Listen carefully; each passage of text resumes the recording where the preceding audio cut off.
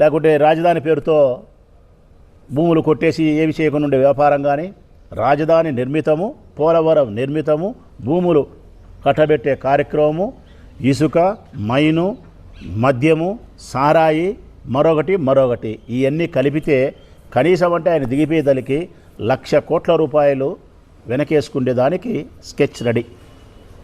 1,00,000 కోట్లు కనీసం అంటే 1,00,000 కోట్లు సంపాదించుకుంటారు అబ్బా కొడుకులు. ఇదంతా ప్రజల సొమ్ము. చెప్పిన మాటలేంది, నువ్వు చేస్తాండే పనులేంది, ఈ ప్రజలు అర్థం చేసుకోవాల్సిన అవసరం ఉంది. జగన్మోహన్ రెడ్డి గారు అధికారంలోకి వచ్చిన తర్వాత 100కు 100% ఈరోజు ప్రజల యొక్క ఆస్తులను ఏదైతే నువ్వు 100 కోట్ల రూపాయలు తీసుకొని దారాదత్తం చేసి అత్త సొమ్ము అల్లుడు దానం చేసినట్టు ప్రజల ఆస్తులను నువ్వు దానం చేస్తానావో, ఇవన్నీ కూడా జగన్మోహన్ రెడ్డి గారు అధికారంలోకి వచ్చిన తర్వాత తిరిగి మళ్ళా ప్రభుత్వపరమే అవుతాయి, తిరిగి మళ్ళా ప్రభుత్వమే తీసుకుంటుంది.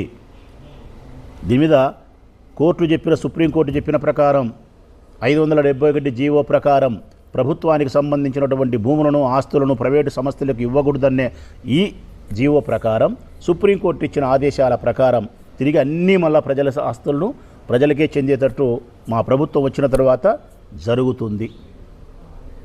లోకేష్, చంద్రబాబు నాయుడు గారు వీరిరువురు ధన పిశాసులు. డబ్బు సంపాదించడం తప్ప మరొక లోకం లేదు. ఈ 5 సంవత్సరాలు పూర్తి అయ్యేదలికి 1,00,000 కోట్లే వీళ్ళ టార్గెట్.